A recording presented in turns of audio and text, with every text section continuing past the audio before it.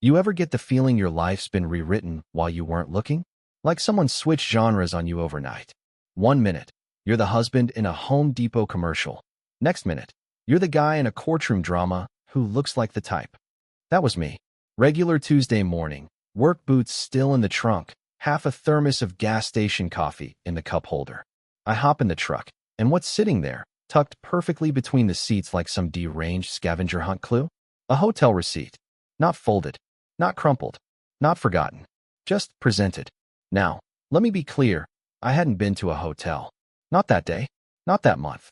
Hell, not since our anniversary trip to Asheville the year before, where she complained the bed was too soft and spent half the time Instagramming exposed beams and artisanal soap. So why was there a receipt from the Oakwood Suites in the center console of my truck? Room 241. 2 guests. 1 night. $187.38. And the date? A week ago. You know that feeling when your brain starts scanning your own life like a security cam? Where was I that night? Easy, working overtime on a rewiring job in a dentist's office that smelled like fluoride and fear. I even remember texting her I'd be late, asking if she wanted me to pick up that overpriced tie she pretends to like when her coworkers eat it. So I sit there, staring at this receipt, and my first thought isn't, she's cheating. It's, she's bad at this. Because if she was going to cheat, why leave evidence in my truck? Unless it wasn't evidence. Unless it was bait. Now I'm no genius. I didn't go to college. I don't quote Freud. But I do know one thing from rewiring half the houses in this town. If a wire's suddenly exposed, somebody wants it to short. So I played dumb. I left the receipt exactly where I found it. Went to work. Came home. Kissed her forehead. Ate dinner. Asked how her day was at the boutique firm she totally loves, even though it's mostly picky clients and mid-century knockoffs. She didn't ask about the truck. Didn't ask if I found anything weird. Didn't look at me differently. But I watched her. She was performing. The way you smile when your script tells you to, not because you feel it. She laughed a little too loud at my dumb joke about the neighbor's dog. She touched my arm like she used to. And when I kissed her neck goodnight, she didn't flinch, and that was how I knew. Because she always does when she's hiding something. Next morning, I checked the receipt again. There it was. Same place. Same crisp fold. But this time, the corner was tucked just enough that it looked accidental. I nearly laughed. She was planting it, which meant she wanted me to think I'd cheated. Why? I had a few theories, all of them messy. But the most likely one was the ugliest. She was laying groundwork. Pre-divorce groundwork. You accuse someone of cheating? They get defensive. They argue. They deny. But if she found evidence that I cheated, well, then she gets to play victim. Then she walks away with more. Maybe the house. Maybe the dog. Definitely the narrative. So I did what any good husband does when he finds himself being turned into a patsy. I got curious. Not angry. Not accusatory. Just curious. I started with the hotel. Oakwood Suites. Boutique chain. Clean. A little too expensive for someone who hates soft beds. I called pretending to be me. Hey, I lost my item in room 241. Can you remind me what day I stayed last week? The clerk pulled it right up. Yes, there was a reservation under my name. Yes, it was paid by card. Yes, there was no record of incident. I asked, can I confirm the card number on file? Just to make sure I didn't get double charged. She read the last 4 digits. Not mine. Not even close. Which meant one thing. Someone booked the room under my name, using their own card. I thanked her, hung up, and smiled for real. Because now I knew, she wasn't just sloppy. She was bold. Framing someone takes a special kind of ego. A kind that assumes you won't double-check. That you won't call. That you'll fold the second someone gives you a reason to doubt yourself. But me? I grew up being blamed for things I didn't do. So I keep receipts. And now, so does she. Next move? Time to get visual. Because if she went as far as to book a room under my name, maybe she was dumb enough to get caught on camera. You can tell a lot about a person by how they lie. But you can tell everything when you let them think you believe them. And my wife? She had no idea I'd already begun the countdown. To the moment I'd let her watch herself unravel, one hotel timestamp at a time. There's an art to pretending you don't know something. Most people overdo it. They get too quiet, or too agreeable, or start overcompensating. Like when your kid says he definitely didn't break the lamp and then offers to clean his room out of nowhere. But me? I've had practice. Because when your wife tries to frame you for cheating, You can't just play dumb. You have to be dumb. At least to her. So while she hummed around the house like she didn't just drop a hotel receipt in my truck like a ticking time bomb, I started collecting pieces of the real puzzle. Step 1 was security footage. Oakwood Suites was a decent place. Not fancy, but corporate enough to have cameras. I knew they wouldn't just give footage to a guy over the phone. That's not how the world works. But here's the thing. I install and rewire security systems for a living. And I've done work at 2 different Oakwood properties over the past 5 years. So I made a couple calls. Quiet ones. A week later, a flash drive arrived in a plain manila envelope. No return address. Just a note inside. Lobby. Side entrance. Room hallway. Timestamped. Don't ask again. Fair enough. I popped the drive into my work laptop, closed the blinds, and hit play. What I saw made my stomach knot, but not for the reason you'd think. There she was. My wife. Hair down. Sunglasses on indoors like she was some D-list celebrity ducking TMZ. Walking arm in arm with a man I didn't recognize. Tall, neat beard, too clean to be local. They walked right through the lobby, past the front desk, where the clerk didn't even blink. Then came the hallway camera. Elevator dinged. They stepped out. She laughed, full laugh, not the fake kind she saves for coworkers. Then she took his hand and pulled him down the hall like she'd done this exact walk before. Room 241. She slid the card in. They went inside. Gone. The whole thing lasted 91 seconds. I watched it twice. Then 3 more times. Not because I didn't believe it, but because I was trying to feel something I couldn't. Rage? No. Sadness? Not really. Mostly, I just felt confirmed. Like I was watching someone else's rerun. But this time I had the director's commentary. And the thing is, I didn't even care about the guy. Not yet. He wasn't the story. She was. And what really got me, what made the hair stand up on the back of my neck, was the little smirk she gave the camera as they went inside. Tiny. Quick. But it was there. She knew where the cameras were. She wanted me to see it. Or someone to see it. Which meant this whole setup wasn't a last-minute cover. It was premeditated. Thought out. Executed like a contractor installing his own trapdoor. And you know what that told me? This wasn't her first time. Which brings us to step 2, motive. Why frame me? Why not just ask for a divorce like a normal, passive-aggressive grown-up? So I went hunting, backed up her phone, pulled texts, voicemails, synced her cloud. Most of it was noise, filtered selfies, recipe screenshots she'd never try, memes about finding your joy from accounts with usernames like at Healing with Heather. But there was one folder, one she thought she'd hidden, legal documents, password protected, buried inside a folder labeled Tax Info 2019. It took me 4 tries to guess the password. Our dog's name. Her birthday. Let me in. And then, screw you. Bingo. Inside. PDFs. One of them was a draft petition for divorce. Another was a spreadsheet titled Asset Distribution V2. Let that sink in. She had versions. I opened the file. My name sat there like it was a cost on a budget sheet. House, truck, savings, dog, with an asterisk, half the tools. She was calculating what I'd lose before she even confronted me with the receipt. She was building a case. Not against a cheater, against a narrative. And I was supposed to be the dumb contractor too distracted by SportsCenter and socket wrenches to question it. Thing is, I am distracted by socket wrenches. But I'm not dumb. She made one fatal mistake. She thought planning was the same as control. So I started giving her what she wanted. I got quieter. I started working late, just like she did. I left my phone face down. I forgot to answer texts.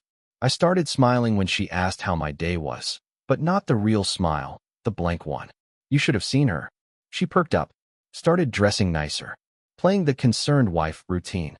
Everything okay, babe? You've seemed distant lately. She wanted the confrontation, the explosion, but I was going to give her something better. A trapdoor of my own. One that opened under her at the exact moment she thought she'd won. So I booked a reservation. At a nice restaurant. For us and her family. The ones who think I'm too plain for her and never liked that I didn't go to college. I made it a birthday dinner. Hers. Then I bought a cheap tablet off Amazon. Uploaded the hotel footage. Added a menu screen labeled Memories. Set it to autoplay at 7:15 p.m. Right as they'd be cutting the cake. But I still had one thing left to check. The guy in the video. Because no revenge story is complete without knowing who your villain sleeps with behind your back. So I zoomed in. Paused the frame. Face was blurry, but the suit? The tie? It was familiar. I'd seen it once, hanging in the closet, next to my wife's work blazers. I checked her photos. Birthday dinner last year. Her company's holiday party. Posing next to a man with that exact tie.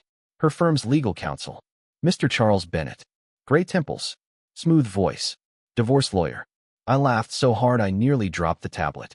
She was cheating on me with her future lawyer. And framing me for it. You couldn't write this crap better if you tried. And now? Now I knew exactly how the final act would play out. Not with yelling. Not with tears. But with silence. And a screen. The trick to revenge isn't timing. It's pacing. You have to walk slow, act dumb, and never rush a good unraveling. And my wife? She was helping me set the table. Literally. The dinner was 3 days away. A birthday bash with her parents, her younger sister, and a couple of their snobby country club friends. She wanted to go somewhere chic but not overdone, which meant linen napkins, overpriced appetizers, and enough ambient lighting to make people feel mysterious. I booked Vintelli's. It's one of those places where you pay $28 for a steak the size of a Post-it, and the waiter memorizes your wine preferences like he's in MI6. She thought I was doing it to make up for being distant, which was funny, because in her mind, I was halfway down the rabbit hole of guilt, probably imagining me pacing the garage, talking to some imaginary mistress on speakerphone while polishing a wrench like I was in a daytime soap. In reality, I was setting landmines in her path. Let me explain. First, I dropped a subtle one. I was thinking we should do some couples counseling. I said casually one night over dinner. She blinked, caught off guard. Why? She asked, blinking fast. Because of the receipt? I shrugged. I just want to fix things before they break. She smiled like she'd just won a game I didn't know we were playing. That smile told me everything I needed. She wanted me to admit guilt, to overcompensate, to make it easy for her to eventually say, I tried, but he was already gone emotionally. And counseling? That would have been her perfect setup. She could play the victim, introduce documentation, lay out her evidence like it fell from heaven. But I wasn't giving her that arc. I was giving her mine. The day before dinner, I accidentally left my phone unlocked on the counter, with a fake text preview popping up, room 518. Same time as last week. Face blowing a kiss. I saw her read it. She tried to play it cool. 5 minutes later, she went to the bathroom and stayed in there for 15 minutes. Probably calling Charles Bennett, Mr. Suave in the hallway video, her not-so-secret divorce lawyer. I could picture it. Her voice all hushed. He's cheating. I knew it. I caught him. That was the second landmine. And the third? That came at dinner. We arrived at Vintelli's with all the forced joy of a couple in a sitcom pilot. Her mom wore pearls the size of olives and introduced herself to the hostess like she owned the place. Her dad gave me the handshake of a man who reads Forbes but cries during golf documentaries. Her sister, Cassidy, wore a low-cut dress and had the attention span of a goldfish on espresso. Every time she spoke, a syllable got lost in her lip gloss. We sat at a private table in the back. Candlelight. Linen. Too many forks. She leaned over during the salad course and whispered, Thank you for doing this. I know things have been tense. I nodded like a lobotomy patient. Just wanted to make your night special. And it was going to be special, because I had the tablet tucked inside my blazer, set to autoplay at 7:15 sharp. Meanwhile, the waiter poured champagne. Toasts were made. Her dad did this whole awkward speech about second chances and real men owning up to mistakes, and I had to bite my tongue so hard it nearly bled. She raised her glass, locking eyes with me like we were about to renew vows. To new beginnings, she said. I raised mine too. To honesty. Then I tapped the tablet under the table. One touch. Screen lit. 7:14 p.m. It started with soft piano music. Something cheesy. I'd overlaid it on purpose. Then came the title screen. Our story, the real chapter. She noticed it first. What's that? She asked, tilting her head. Her mom glanced down. So did Cassidy. By the time the first frame appeared, lobby footage, clear as day, the table was silent. The camera showed her and Charles walking in, side by side, hand in hand, sunglasses, laughing. Then the hallway shot. Room 241. She visibly paled. Turn that off, she snapped. Her voice cracked on the last word. Is this a joke? Her dad asked, leaning closer. It's not, I said. Keep watching. And then, the smirk. That little smirk she gave the camera. Her mother gasped like she'd just seen a ghost. Cassidy dropped her phone. The footage faded to black. Then a title card appeared. For your legal reference, Charles Bennett cannot represent both parties in a divorce proceeding, especially not while sleeping with one of them. Silence. The kind that makes your skin prickle. She opened her mouth, but no sound came out. I stood up, smoothed my jacket, pulled a white envelope from my pocket, and placed it on the table. Happy birthday, I said. It's a copy. You'll get the official one Monday. She looked at it like it was radioactive. Wait, she finally stammered. You can't, this isn't. Oh, but it is, I said. And Charles? He's off the case. Conflict of interest. And judging by your reaction, I'd say we've just confirmed everything I needed in front of multiple witnesses. Her mother covered her mouth. Her father looked like he'd aged 5 years in 5 minutes. I turned to the waiter. Would you mind boxing mine to go? He nodded, wide-eyed. I walked out before anyone could stop me, but not before turning to the table and adding, make sure she gets dessert. She earned it. The thing about a well-timed bomb is you don't stick around to watch it explode. You just listen for the echo. And let me tell you, the echo hit before I even pulled into my driveway. My phone started buzzing like a wasp nest. Missed calls, voicemails, texts from unknown numbers.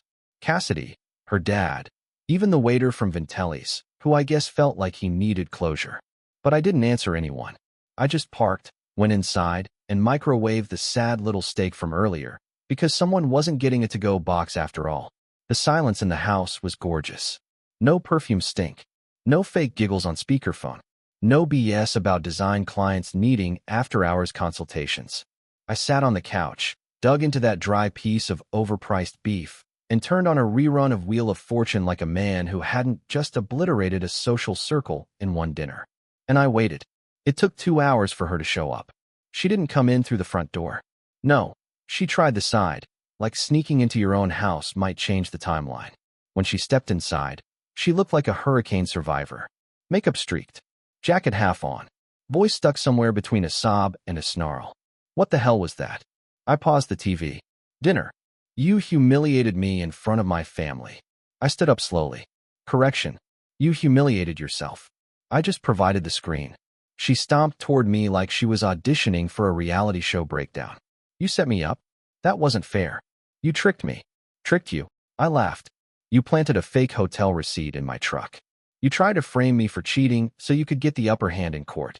I just returned the favor. Except I didn't have to fake anything. She froze. Jaw clenched. Eyes darting.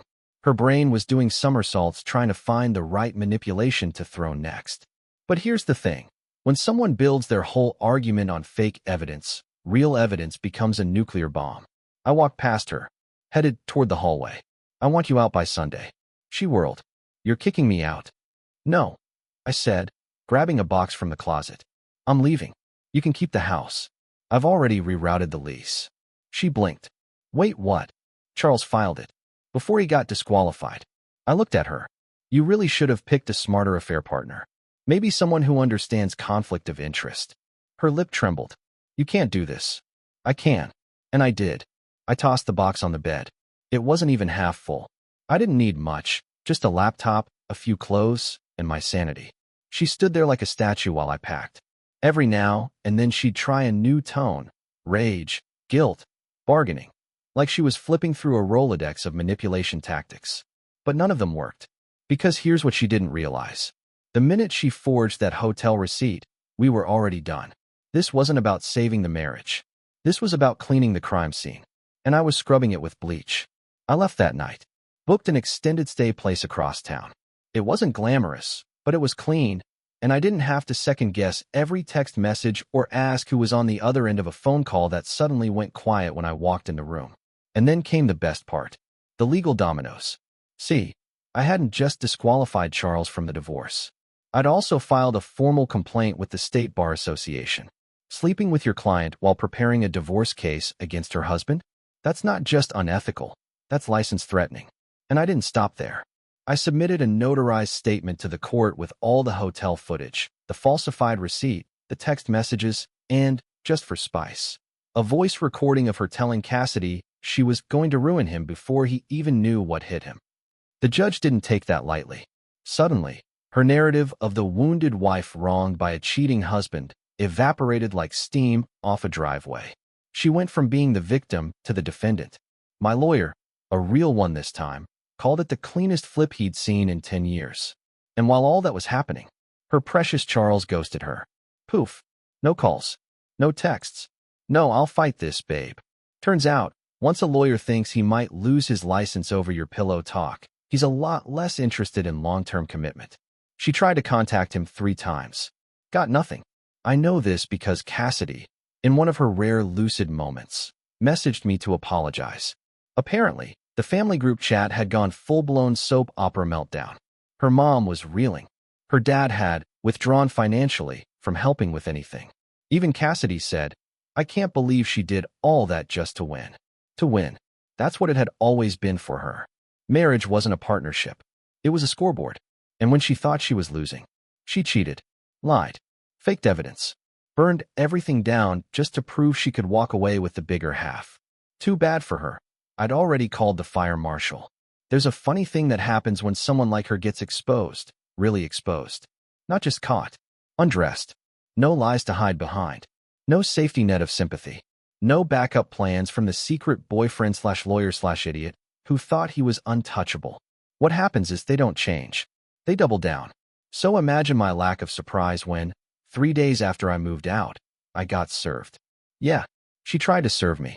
Civil suit. Emotional distress. Defamation. Invasion of privacy.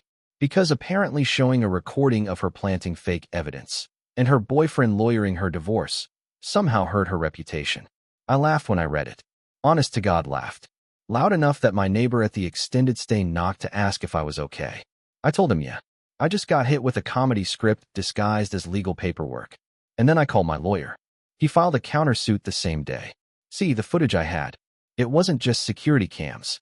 Turns out our friendly neighborhood hotel manager, the same guy who confirmed the room service for 2 that night, was more than happy to give me a full digital copy of guest registration logs and a signed affidavit about how she showed up claiming I was staying there. I hadn't even stepped foot in that hotel in 6 years. He remembered me. He remembered that she wasn't with me. So now, not only had she faked evidence, she'd weaponized a business's system to try and tank my credibility in court. That's not just messy. That's fraud. And courts don't like fraud. We filed for damages. We filed for sanctions. We filed for reimbursement of every penny I'd spent proving she was lying in the first place. And while the legal fire spread, I started hearing things. Cassidy messaged again. Said her mom had stopped answering texts. That her dad had pulled back funding from a loan they'd promised her. That they were trying to convince her to testify that I'd been controlling. She refused. Whatever you did, she texted, you must have receipts. Because she's freaking out like a mob boss under oath. I thanked her. Told her to stay out of it. Cassidy was a lot of things, but she didn't deserve to get dragged through her sister's flaming circus tent. And then came the final straw. Her lawyer lover? Yeah. Turns out he'd been more than a side hustle. He was the one who originally encouraged her to fake the receipt, gave her the printer specs, suggested which hotel to use because they didn't keep long-term digital camera records.